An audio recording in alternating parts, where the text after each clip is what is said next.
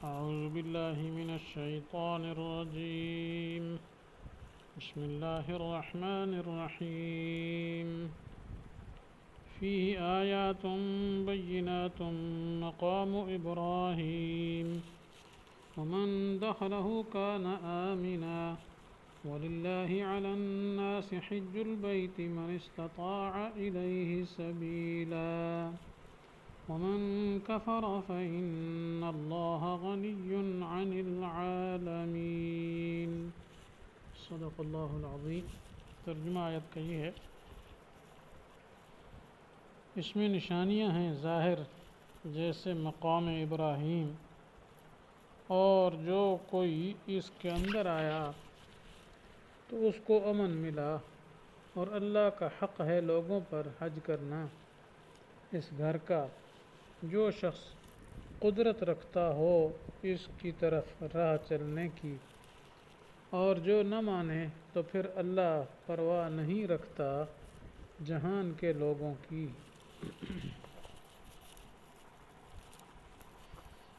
تو اس سے پچھلی آیت میں بیت اللہ شریف کا تذکرہ اور اس کے اوصاف کا بیان چلا تھا کہ پہلا گھر اللہ کا وہ ہے جو مکہ مکرمہ میں ہے، پھر برکت والا ہے، ہدایت والا ہے جہان والوں کے لیے۔ تو یہ مضمون کل ہو چکا تھا۔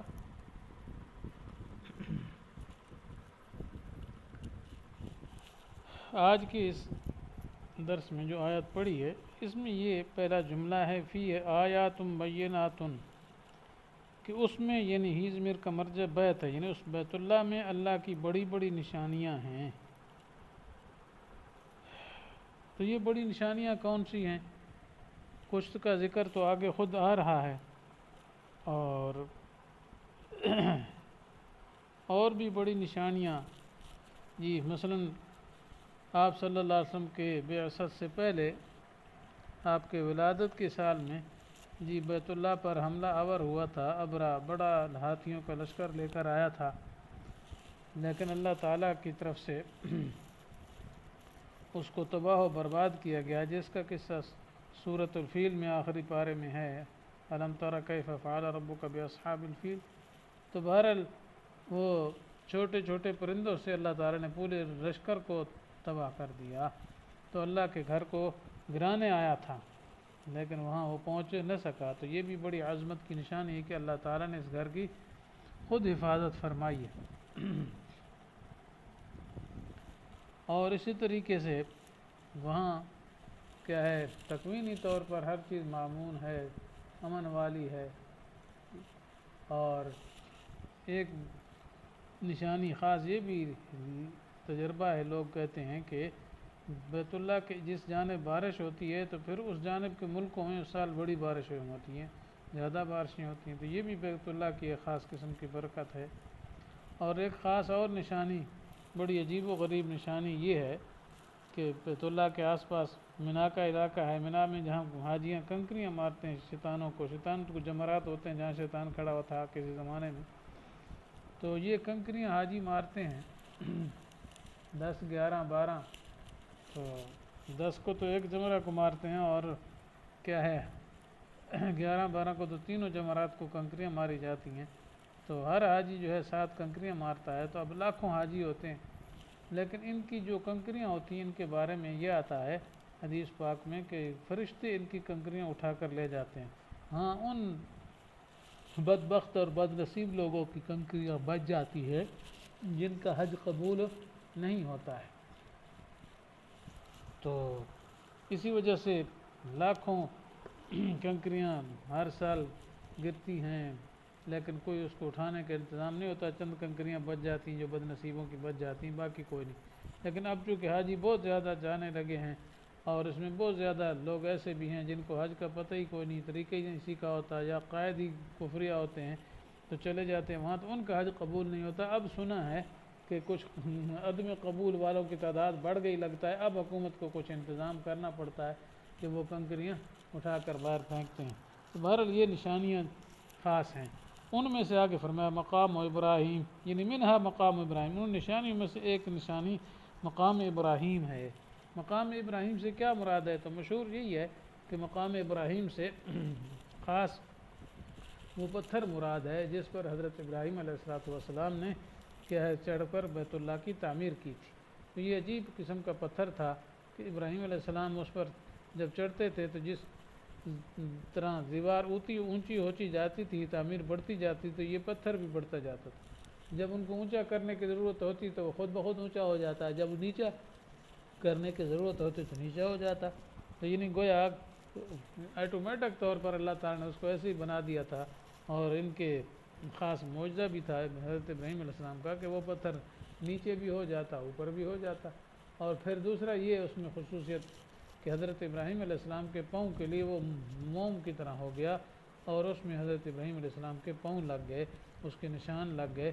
جی، تو وہ نشان آج تک باقی ہے۔ تو وہ پتھر ہے جو کہ بیت اللہ شریف کے سامنے اس وقت ہے۔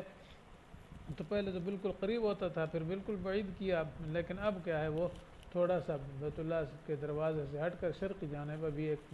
کیا ہے خول کے اندر اس کو محفوظ کیا ہوا ہے۔ تو اس کے پیچھے لوگوں نے چونکہ نماز پڑھنی ہوتی، جیسے آ رہا ہے واتخذوا من مقام ابراہیم مصلی جی، اور پیچھے بھی گزر چکا ہے بلکہ یہ کہ مقام ابراہیم کے پاس جو ہے تم نماز ادا کرو، مصلی اس کو بنا، تو وہاں لوگ نماز ادا کرتے ہیں اس سے پیچھے پیچھے، تو وہ یہ پتھر مراد ہے۔ اور بعض علماء کی رائے یہ ہے کہ نہیں، مقام ابراہیم اگرچہ مشہور یہی ہے لیکن اس سے مراد پورے مسجد حرام مقام ابراہیم ہے، تو لہذا جہاں بھی مسجد حرام میں موقع ملے تو طواف کے بعد جو 2 رکعتیں دوگانہ پڑھا جاتا ہے، یہ دونوں واجب ہیں 2 رکعتیں، یہ وہاں پڑھی جائیں مسجد میں کہیں بھی موقع مل جائے۔ اور بہتر یہ ہے کہ بھئی مقام ابراہیم کے پیچھے مل جائے، کیونکہ اب تو وہ بلند کیا ہوا ہے، نیچے نہیں ہے، ورنہ تو اس کے اوپر پڑتے نا، لیکن وہ اب بلند ہے، تھوڑا سا خول میں بند ہے، اس لیے وہاں تک رسائی مشکل ہے۔ ومن دخلہ کان آمنا، اور خصوصیت یہ ہے کہ جو اس میں داخل ہو گیا تو وہ امن والا ہو گیا۔ مقصد یہ ہے کہ اللہ تعالیٰ نے وہاں امن دیا ہے، جو بھی پہنچ جائے، حتیٰ کہ وہاں جانوروں کو امن ہے، جمع امن ہے جی، وحشی جانور وہاں نہیں پکڑے جا سکتے، کبوتر ہیں یا ہرنیاں ہیں یا کوئی چیز وہاں پہنچ جائے۔ اسی طریقے سے وہاں کے گھاس کو بھی امن ہے جی، کہ خضر بوٹیاں جو ان کو کیا قتل کرنا، اس کو کاٹنا جائز نہیں ہے، ٹھیک ہے، نہیں کاٹ سکتے، تو ان کو بھی اللہ نے امن دے رکھا ہے، اتنا امن ہے جی۔ تو جاہلیت عرب کے لوگ بھی کیا ہے اس کی بڑی خیال کرتے تھے، اور بیت اللہ کے سامنے حرم کے اندر اگر کوئی باپ کا قاتل بھی سامنے آ جاتا تو اس کو بھی قتل نہیں کرتے تھے۔ تو یہ اللہ تعالیٰ نے ان کو امن والا بنایا۔ اب بھی شرعی حکم یہ ہے کہ کوئی آدمی باہر سے اگر قتل کر کے اندر آ جاتا ہے یا جرم کر کے آ جاتا ہے تو اس کو وہاں کیا ہے اس سے بدلہ نہ لیا جائے، اس کو سزا وہاں نہ دی جائے، ہاں حرم کے اندر اس کو مجبور کیا جائے کہ وہ جلدی یہاں سے نکلے باہر جی، جب باہر نکلے تو وہاں پھر اس کو سزا دے دی جائے، حرم کے اندر نہ دی جائے۔ تو یہی مراد ہے ومن دخلہ کان آمنا۔ آگے اگلی بات ہے وَلِلَّهِ عَلَى النَّاسِ حَجُّ الْبَيْتِ مَنِ اسْتَطَاعَ إِلَيْهِ سَبِيلًا، اللہ کے لیے لوگوں پر بیت اللہ کا حج کرنا لازم ہے، لیکن اس کے لیے جو اس کی طرف جانے کی راہ کی طاقت رکھے۔ تو حج فرض تو ہے لیکن ہر ایک پر نہیں ہے جی، بلکہ جس کو استطاعت ہو اس پر فرض ہے۔ تو استطاعت کا مطلب کیا ہے؟ ایک تو یہ ہے کہ جو آدمی حج پہ جائے تو اس کے پاس سفر خرچ ہو، مثلا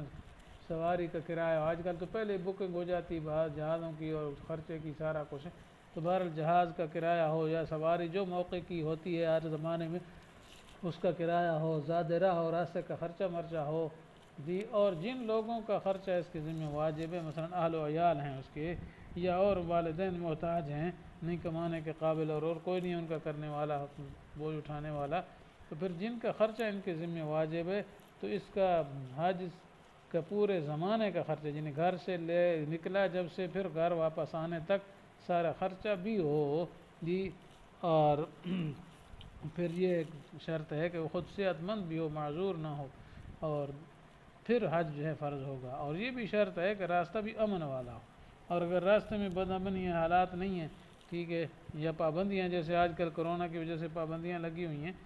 اگرچہ پیسے بھی ہیں سب کچھ ہے لیکن کرونا نہیں آنے دیتا جی، وہاں کی حکومت نے پابندیاں لگا دی ہیں کہ کرونا ہے تو مرتے ہیں تو خواہ ڈرتے ہیں۔ تو اگر اس قسم کی صورتحال ہے کہ سواری ادھر جا ہی نہیں سکتی، انہوں نے پابندی لگا رکھی، نہ حرم میں جانے دیتے نہ کچھ، تو پھر بھی حج فرض نہیں ہوگا۔ تو اس لیے فرمایا من استطاع الیہ سبیلا، کہ جو اس کی طرف جانے کی طاقت رکھے۔ تو آگے ومن کفر فإن اللہ غنی عن العالمین، اور جو کفر کرے گا تو اللہ تعالیٰ کو جہان والوں کی کوئی ضرورت نہیں۔ تو یہاں کفر سے مراد کیا؟ یا تو یہی ہے کہ جو حج کی فرضیت کا انکار کرتا ہے اور کہتا ہے حج فرضی میں نہیں مانتا ہوں، اب ظاہر بات ہے وہ کافر ہے، اس کے کفر کی وجہ سے کیا ہے اللہ تعالیٰ کو کیا فرق پڑتا ہے، اس لیے اللہ کو تو ضرورت نہیں ہے۔ اور